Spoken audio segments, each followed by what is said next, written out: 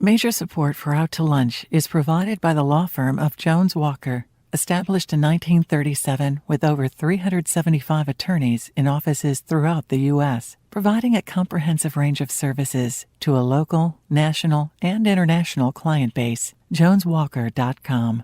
Additional support comes from Wyndham Garden Lafayette by Shuett and Associates, legal recruiters in Louisiana and Texas. From Cafe Vermilionville in Lafayette, we're out to lunch with creative business consultant Aileen Bennett.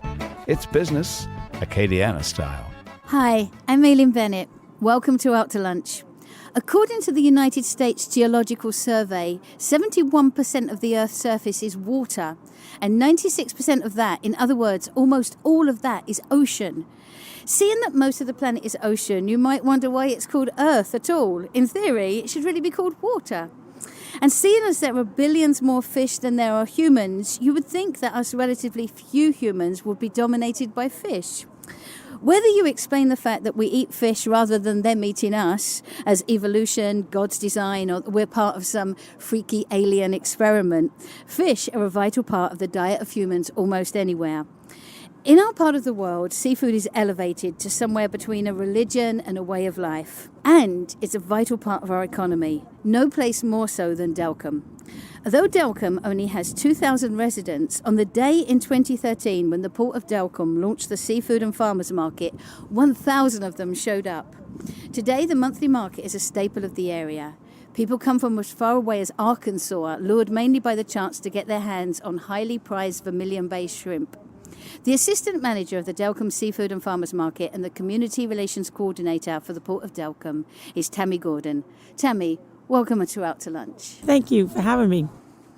As you know, there are a lot of ways to prepare seafood: fried, grilled, sautéed, and cooked in a gumbo, to name a few. It's only relatively recently, though, that here in Acadiana we've been able to eat fish that doesn't require any methods of cooking. I'm talking about sushi. In 2002, Michele Ezell opened Lafayette's first sushi restaurant, Tsunami, for no better reason than she loved sushi. And she was tired of driving to Baton Rouge or even New Orleans to get it. Since opening Tsunami in Lafayette, Michele has opened another Tsunami in Baton Rouge and more recently a third one in New Orleans. Michele, welcome to Out to Lunch. Thank you, Aileen. Tammy, Delcambre is a small town that thinks big. The Port of Delcambre, which is the lifeblood of the town, has a list of current projects that sound like developments on the Hudson River in New York City.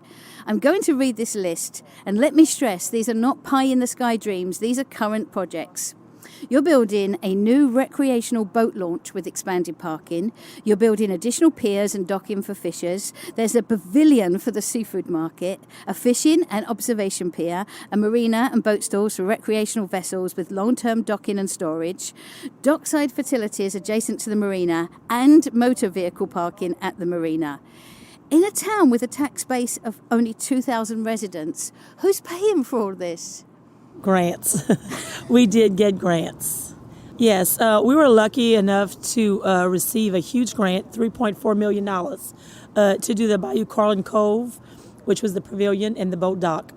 And it's been such a great success. The town of Delcambre was way in need of a boat dock because the dock we had was so small, a single boat, not even the large boats. So it's been a blessing in disguise to have something like this. And then the port had to add on another $600,000 of their own money from taxes and whatnot to get this project done. And I have a feeling it won't be too long before even all of this stuff is too small and you need more. Yes, and some of the things you said that are getting done is already done. The marina actually opened up in 2012, and that was through a tax that they did, a tax mill they did between the Twin Parish ports.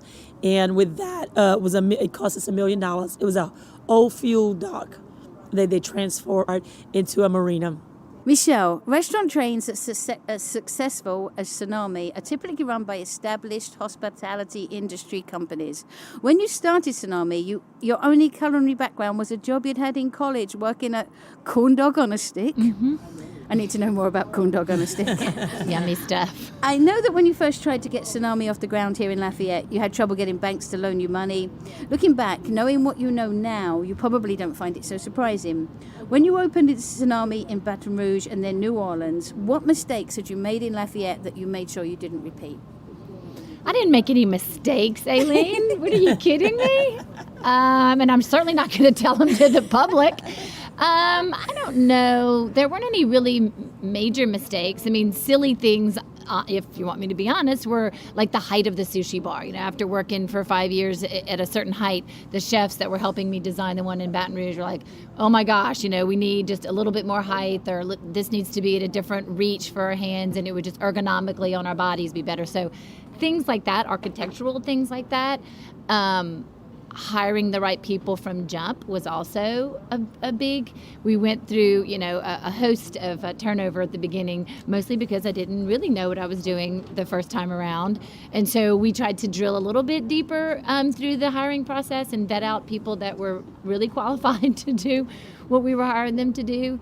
Other than that, thank you. A yummy plate of food just is placed in front of me. I know we all just kind of speechless when it came. But other than that, nothing speaks out that it was a game changer kind of. One difference misstep. must have been that you kind of almost had to educate Lafayette about sushi, and once you open the others, the world knows about sushi now. Yeah. How difficult was it, and how many people were telling you that people in Lafayette will never eat sushi? You know what? There's kind of a yes and a no to that question, because I really thought that it was going to be a long haul, and that there would be the little train that could going up the mountain to try to teach people about sushi. I quickly learned two things. I quickly learned that people in Lafayette had been on a plane and had traveled. What? That's crazy talk. Because through our process of research and development, we had a lot of pushback from people, including local administrations at banks and whatnot. They were all telling us, this is a bad idea, don't do it, no one in life is going to. Oh yeah.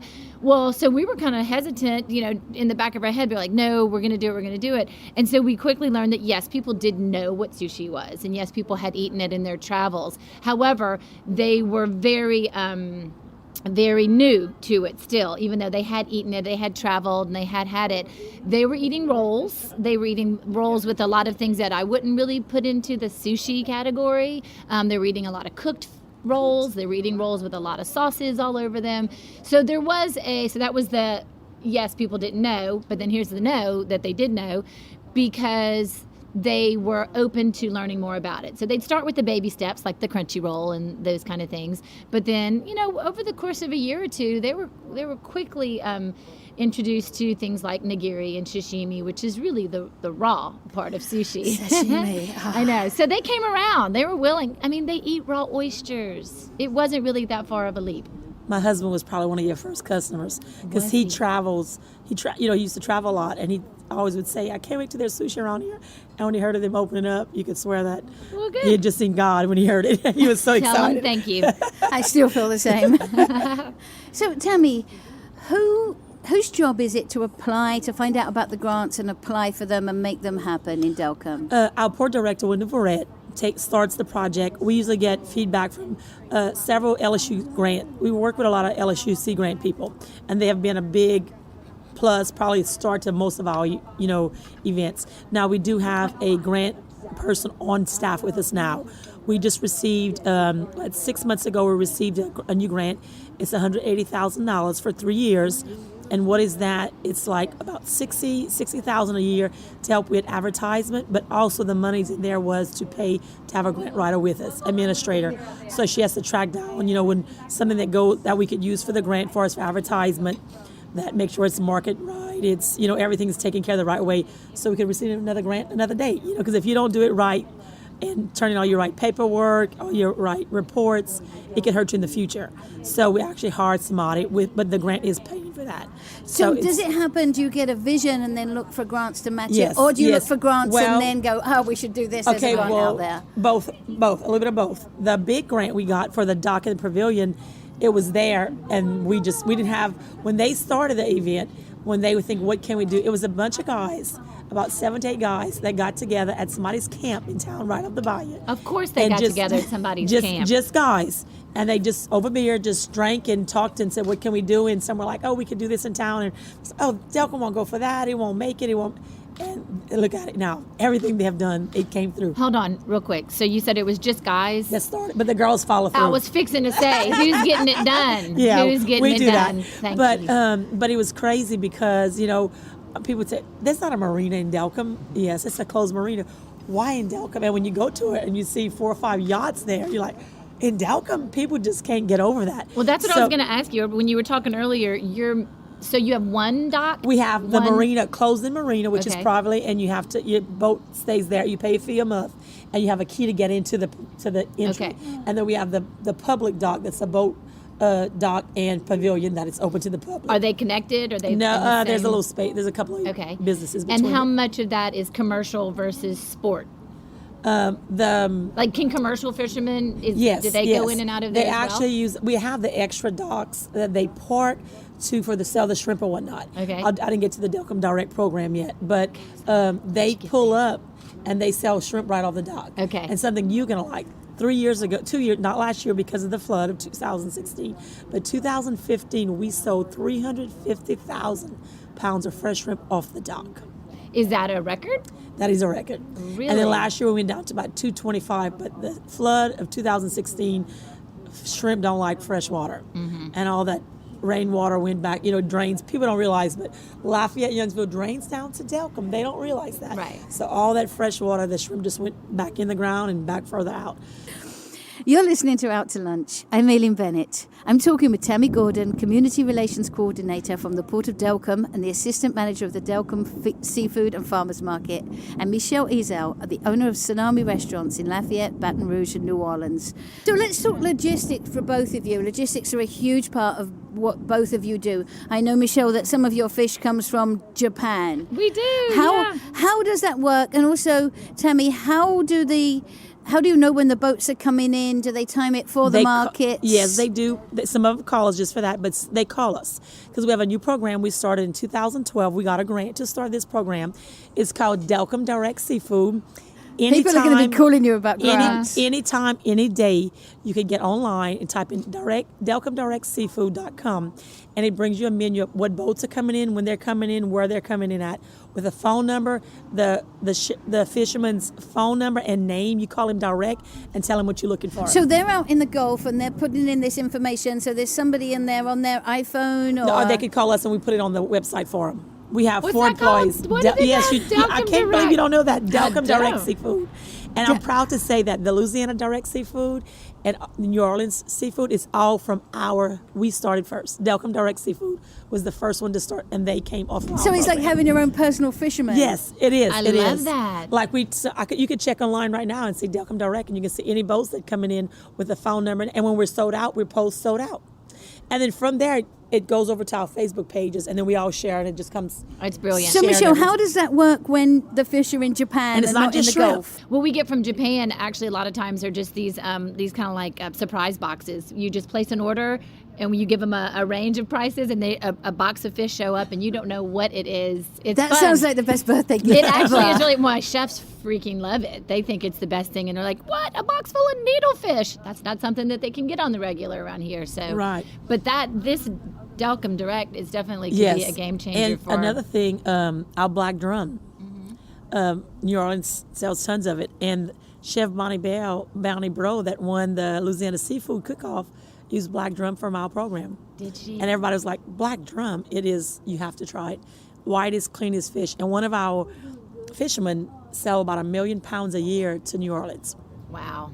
So Michele, you're juggling fish coming in from all over the world. You're juggling the cooks and the chefs that prepare it, and your staff and customers, and 3 locations now. How does that all work?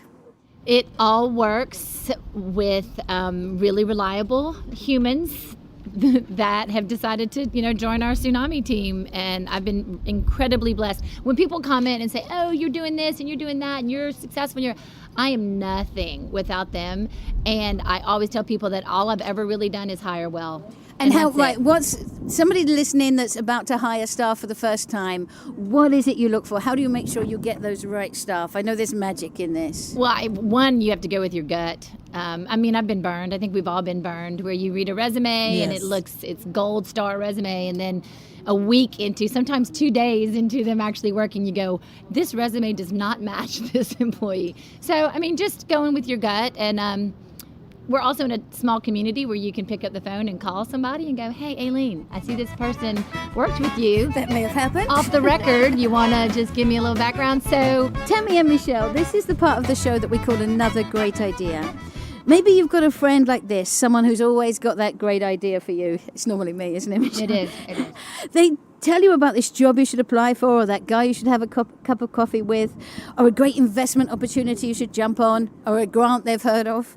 You can take advice like this and it turns out to be a disaster. You can dismiss this advice and miss out on something that might have turned out really great. Or you can take your friend's advice and it turns out to be the best thing that's ever happened to you. Do you each have an example in your life or career of a friend who had a great idea for you? Did you take their advice, and how did it turn out? I could say yes. I had a friend that called me and told me, I was working at the hotels then. I used to be a director of sales. And she's called me and said, do you know anybody from Delcambre that would want to work part-time and that would be out of your house and a lot of tourism experience, could speak to anybody and knows a lot of people in town. Let me know if you know somebody. I wonder, do we know anyone like so that? I got home that day, and I already taken a large cut in pay because I'd gone from Lafayette to Liberia. And I got home one day, and I told my husband, I said, you know what? This sounds kind of interesting. He said, well, find out more and see. I took a large cut in pay, but it's the best thing I ever did.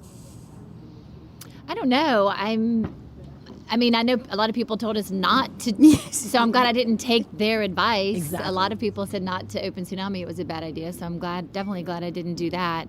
I have ideas all the time that I never do anything with, and then all of a sudden I see it on TV. And Yes. I thought about that 10 years ago. Dang it. You both left and came back. What did you learn from being away, and why did you come back to this area? Honestly, I got a divorce. I came back, my first step, but I wanted to be back home. There's no place like home. I agree. I think that there's an element of it, again, because I'm a little bit of a new person in New Orleans, taken this year to get New Orleans open. And so I don't have the connections that I have here. And that's a big deal. That's a big deal to be able to look across the room and know exactly who that person is, where they work, what they do, who they're married to, where do they live. And that's how commerce works in the South for sure. Definitely. It's who you know and what you know. It's not always how much you know, it's who you know these areas. And that's the way of down south. Everybody helps each other out. And both of you, as strong women in business, you're balancing families. I know, Michele, that this year you've actually moved with your youngest daughter, so she can go to school in New Orleans for a year. Correct. How did you make that decision? Where does family come and where does business come, and how do you juggle the two? Well, for us, she made that decision. She actually asked us last year, at the beginning of her 8th grade year. She was like, that could be a fun adventure. She has 2 older sisters they're older and they've done, travel abroad and semester at sea program. And so she's seen that and she thinks it's my turn. I'm like, well, when you're in college, you can do this thing. So it was her idea and it was a no-brainer. We're like, we'll take 1 year, what's it going to hurt? And we stayed within her network she goes to Academy of Sacred Heart in Grand Coteau, and they have an academy in New Orleans on St. Charles. So it was an easy transition because it's basically the same school, different uniforms. Good for me. My kids being part-time, I get to be home when the little ones get home from school. My middle one's a little bit, my oldest one is out of the house, of course. But my 2 middle ones are still, one's in junior high and one's in elementary. So I still get to do all the mom things, for going to volleyball games on a daily basis or bring them to practice and pick them up, and homework after school, not have to wait till 8:30 at night. When you get back from work and dinner and everything, we usually about 8:30, 8 o'clock, everything's done. That's a blessing. And my husband travels some for work. And when the kids are off, we get to travel with him too, because a lot of my work, when it's not an event going on, a lot of it's on the phone and computer and whatnot. So I get to do some extra traveling with him and not be away from work, So Michele, you brought in sushi just at the right time for Lafayette. So imagine today you don't own the sushi restaurants. What food would you bring into Lafayette now? What's at the right time? God, I think that one of my newest favorite is Indian, and I really love Indian food right now. And I think that we could have, more ethnic foods. I love our Cajun food a lot, obviously, and I love Asian, obviously, but I like the diversity of having different cultures introduced to our palates in Louisiana.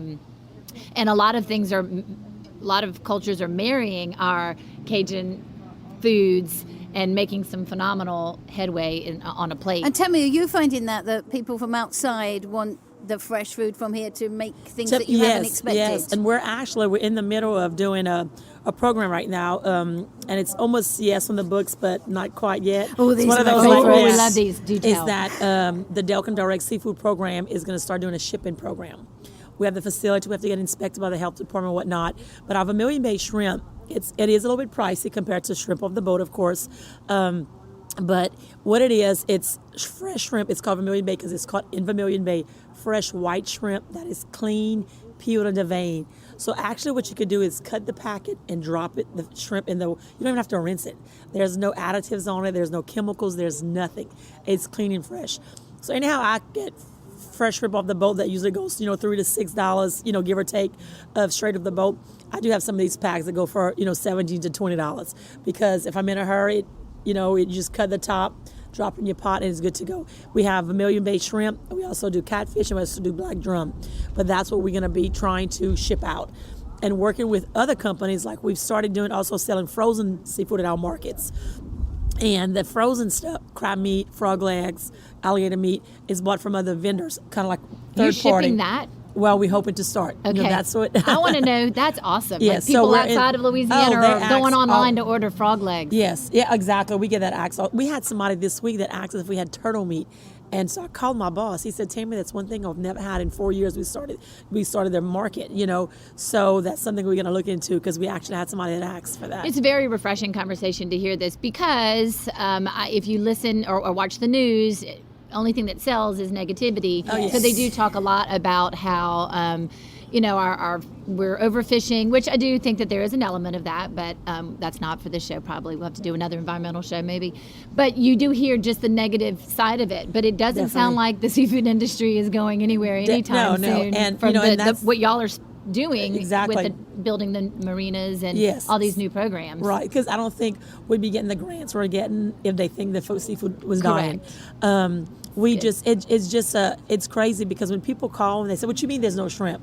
In the middle of Hurricane Harvey, people were calling if we had shrimp or crabs coming in. And it's like, okay, the boats are tying up. They're not sure what's going to happen, And actually the number, when they call the 800 number, they think that the staff, they think we actually at a market. What is your fresh fish for today? What is your fresh catch? They think that we're actually the market. Fresh fish, do you really means fresh fish? Yes, and it's like, no, the market has the fresh seafood on the first Saturday of every month, but we're just advertising for the shrimpers or the fishermen or whatnot. That's crazy. So that's kind of a... Yeah. So, Michele, where's next for Tsunami? Girl, shut your mouth. I don't know. You and I have birthdays this week, and so at this twilight of my life, it's hard work to open a restaurant. It is not for the faint at heart at all. And so I don't know if I have another one in me. I really don't. But I never thought I had one in me, and here I have three. My husband would die to open a restaurant. That's his dream. Tell him to give me a holler before you I might not let him talk to you. So I don't see another one. I don't see. I see just continuing to grow these. There's so much that we can still do with all three of them, and every day we had a great idea last night at Tsunami New Orleans that we're going to try to implement. So there's and each so one's much growth. so different. Right. The different areas, yes, definitely. One of the things that's really cool about that, though, is they are very different. The interiors, the menu's the exact same, and every once in a while when we get somebody who compares the food between the two, an avid, I see a couple of people in this restaurant right now that I know go to one or two of the locations. But anyway, when somebody says, oh, this one's better than that one, or that one's better than this one, I just kind of chuckle to myself because we make all of our sauces fresh in-house on Mondays at one of our locations. And so all of the sauces are the exact same sauce, the exact same recipe coming from the exact same two chefs that make it every Monday. We get our fish from the exact same vendors. They'll drop off in one location, keep driving, drop off in another location. So I just kind of... But things taste different when you can see the sunset over Baton Rouge. That's probably what it is. Yes. That's probably what it is. So, no more for me, I don't think. Never say never. Yeah, if I Never asked say you that, never. I thought I was going to win that big Powerball a couple weeks ago, and that didn't happen. So I guess I'll keep restaurant. Keep working this. Yeah, you'd only spent it on more restaurants. Probably should open all over. As the old cliche goes, there's plenty more fish in the sea. People usually tell you that after you've lost something like a boyfriend or a job, and as a way of being encouraging. And strangely, it is encouraging. For most of us, there's something about the expanse, romance, and bounty of the ocean that makes us just feel good. Tammy, your work at Delcambre at both the port and the seafood market is the link for a lot of people to that bounty of the ocean. And Michele, sushi at Tsunami is somewhere between a feel-good meal and a religious experience for a lot of people, including me. Both of you are definitely increasing the sum total of human happiness. So thank you for that. And thank you for taking the time to join me today on Out to Lunch. You're welcome. It was delightful. Thank you. My guests on Out to Lunch today have been Tammy Gordon, Community Relations Coordinator for the Port of Delcambre and Assistant Manager of the Delcambre Seafood and Farmers Market, and Michele Ezell, owner of the Tsunami restaurants in Lafayette, Baton Rouge and New Orleans. You can find out more about Delcambre and Tsunami by following the links on our websites, krvs.org and itsacadiana.com. Today's show is recorded live over lunch at Cafe Vermilionville in Lafayette. Cafe V is open Monday to Friday for lunch and 6 nights a week for dinner, with a courtyard that sets the scene for a fine Louisiana cuisine. The producer of our show is Grant Morris. Our technical producer is Eric Morell. Our researcher is Anne Christian. Our theme song, On Gil Monsieur Nice Guy, is written by Mitch Foreman and performed by Mitch Foreman and Andre Michaud. Our Acadiana business consultants are Pete Prados from Innovate Acadiana, Zach Barker from The Opportunity Machine, and Dr. Blake Escaday. If you want to know what we all look like, you can find photos from this show on our website and our Facebook page. These photos were taken by Gwen Aucoin. You can get this show and past shows as a podcast wherever you get your podcasts. Support for Out to Lunch Acadiana comes from Wyndham Garden Lafayette, located off of Pinhook near Calais Saloon. Wyndham Garden Lafayette is pet-friendly with free parking, free Wi-Fi, and a free shuttle within 3 miles that includes the airport and downtown restaurants. You can keep up with us on all kinds of social media by going to our websites, itsacadiana.com and krvs.org. Out to Lunch is a production of INO Broadcasting for itsacadiana.com and KRVS 88.7 FM. I'm Aileen Bennett. Thanks for joining me today. I look forward to meeting you again next week around the table here at Cafe Vermilionville for more business Acadiana style on Out to Lunch. Major support for Out to Lunch is provided by the law firm of Jones Walker, established in 1937 with over 375 attorneys in offices throughout the U.S., providing a comprehensive range of services to a local, national, and international client base. JonesWalker.com. Additional support comes from Wyndham Garden Lafayette by Shewitt & Associates, legal recruiters in Louisiana and Texas.